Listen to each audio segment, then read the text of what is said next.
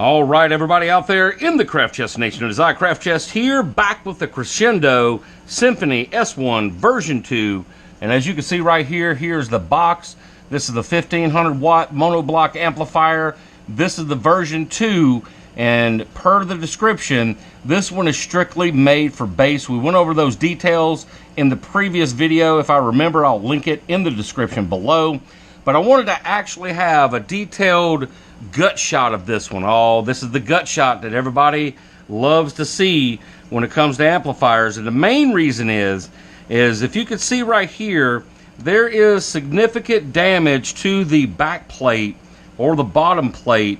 And I'll get a close-up shot as best I can because I'm still getting used to wearing this head strap for the GoPro, knowing which way to go and angles and all that. But you can clearly see that rather than being flush, let me show you the other side, how it's supposed to look. This is how it's supposed to look. This is how it actually looks right here. Now, I have sent a message to JP at Down for Sound, and as you can see right here, I got to go up or down? Up. All right, as you can see right here, there is a significant bend in that. Let me back off a little bit. Maybe that'll help. And there we go. But I shouldn't be able to get my finger under there to flick that. It's supposed to be flush, and actually countersynced is the proper term I should be using. It should be countersynced down in there. But before we do the actual gut shot of this amplifier, one thing I want to show everyone, and this is something that is important, especially if people want to go with oversized wire, and most people that want 100% of capacity out of amplifiers. Doesn't have to be this one. It could be any of them that have the insert terminals into the amplifier. Is 0 gauge to whatever gauge that you have. Some are 2, some are 4, some are 6, some are 8. And if they have these type of terminals, these adapters are awesome as far as being able to get 0 gauge to whatever gauge you need. This one being 4, we went from 0 to 4 gauge. And I've already backed off with the Allen. Now here's something else. Let me go ahead and show you this. Here's the Allen keys that are provided. You have the speaker lead Allen for this, and you have the power and ground and remote Allen here. I neglected to show that in the last video whenever I was going over the pieces and parts. Now I've already backed off on the screw itself, the turn screw, and let's go ahead and just show you that this inserts with ease. Don't have to force it. There's a lot of slack. See right here, I can wiggle it around. Try to get a close-up best I can. All right, and then let's tighten this down, and this is going to be the tricky part, tightening it down. And I'm not going to try to get overly fancy with this, but I want to try to give you a side angle of how this actually fits into the power station right here, and how it's almost dang near flush as far as it's concerned. Now this does have plenty of slack to where you could, instead of using this, you could use a 4 gauge ferrule insert if you just want to use 4 gauge wire, which is, we're going to try it both ways. I ordered the 4 gauge wire, got the 4 gauge wire in, or cable, however you want to say it, and we're going to use that. And I only ordered 4 feet, and I've said in the last video, it seems like that they gave me extra, and they did add extra onto the footage, and I do appreciate that. I guess that's a big plus, because cables and pieces and parts and what have you, this stuff adds up more, in my opinion, in a lot of ways than actually getting the equipment itself. I don't know how many people out there agree with that, disagree with that, but let's just think about it. This plus the ring adapters, that was like, I don't know, $15, $16 right here for this. The LED light, $10. The top post distribution block that I bought, $44, and the list just goes on. You know, you cut the cable, you buy that the big 3 upgrade, $110 for 20 feet of cable, ring terminals, what have you, which actually, in my opinion, is not a bad deal. And the list goes on. So, yeah, that stuff right there, it's like, well, yeah, you got a nice amplifier now. Do you want it in the car? And do you want it working? So here we go. Let's go ahead and take this amplifier and very gently take these screws off of here. And let me try to get the best angle that I can. And yes, I have a towel down because I do not want this amplifier to be damaged anymore, scratched up, scarred up, marred up, scuffed, or whatever, than it already is on this bottom plate. So we have our just right screwdriver here. Phillips head is what takes these out, and we're going to actually remove these. And it looks like my tip is magnetized there. Yeah, it is. So this is a magnetized little screwdriver. Alright, so here we go. And what we're actually going to do, since it's bent, this should be easy to do, is pop this up like that, which it shouldn't be easy to do. And let's actually have a side shot of this bend. That's very disappointing, actually. I hate that that happened. Yes, it's just cosmetic, but it's just a fact. You spend $300 on something, and it comes in jacked up. I don't know. And I know I could take a little mallet, and probably will, because I did send a message to JP and said, look, if I got to replace the whole amp, I'll just deal with it. And that's probably what I'm going to do, because I can lay another cloth over here, take a rubber mallet, and tap this down and flatten it back out. But once again, it's just disappointing to spend this much money on something. And so inside here, I'm just going to use the point method.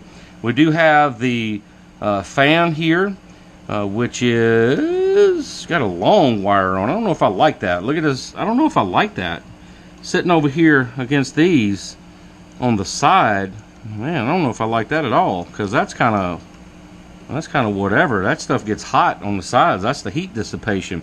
If that gets too hot, which it shouldn't, but if that gets too hot, yeah, that might melt that wire. We might have to see about just maybe leaving it like that or something. I don't know.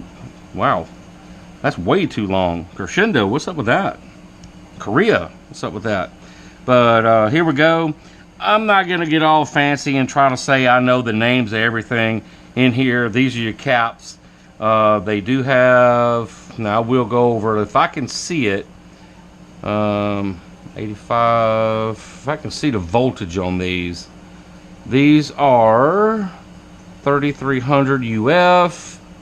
I can't see the voltage. Does it say it here? Oh yeah, 100 volt. Here it is. That's something right here. All right, so it's 100 volt caps right here. Big old beefy coil right here and here. So yeah, the innards of this actually quite impressive as far as this amplifier is concerned. It's got a red board on it. I kind of like that. And you know what?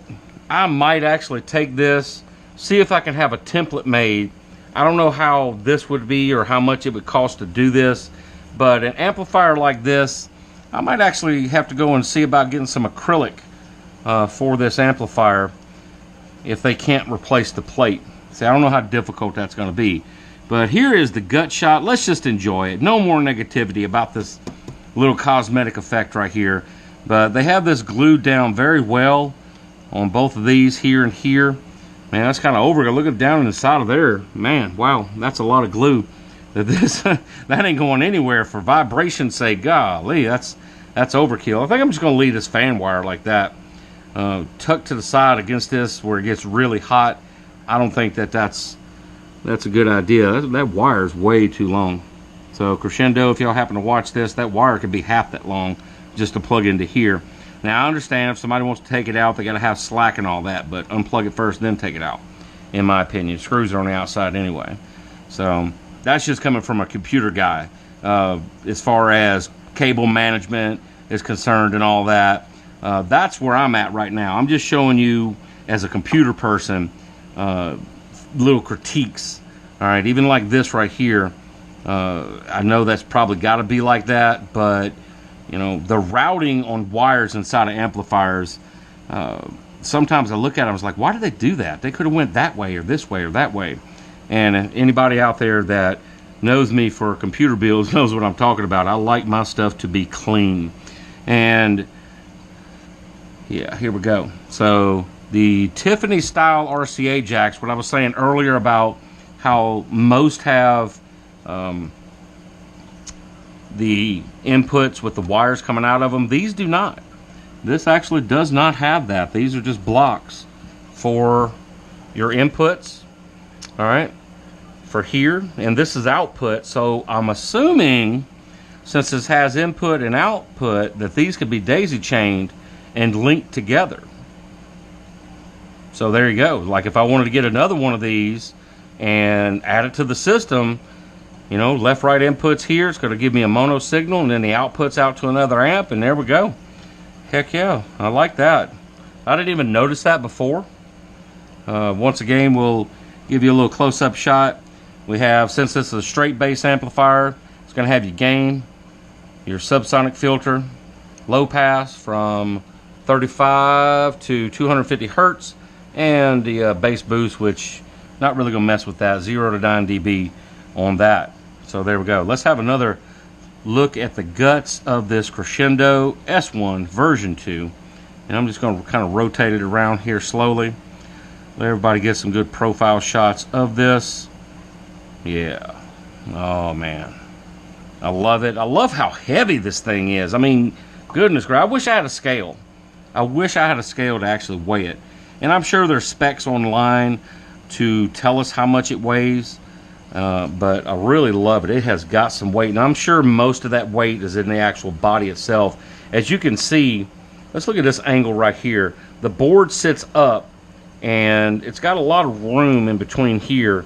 And you can see, I don't know if you can actually see down in those vents, but there's a gap in there, and that also helps with heat distribution. So very well done. The board's not sitting flat against metal. Some of them don't put enough gap in their boards, you know, as far as the heat sink is concerned on the sides and everything. But Crescendo, well done. Wow. So now it's time for us to get this in the car. Now, we have had a tropical storm blow through. We were supposed to be done today. This should have been in the car. I didn't get this until late afternoon today, and it is now Tuesday night. I have to work super early in the morning, weather permitting, and humidity level, because the humidity level is like 372% with 83 degrees outside, which means you walk outside and you're instantly wet, like you just jumped in a swimming pool, no matter who you are. So yeah, we're not going to be putting this in until the weather humidity level drops a little bit. By Thursday, Friday, it's supposed to. Tentatively, we'll get this in the next week.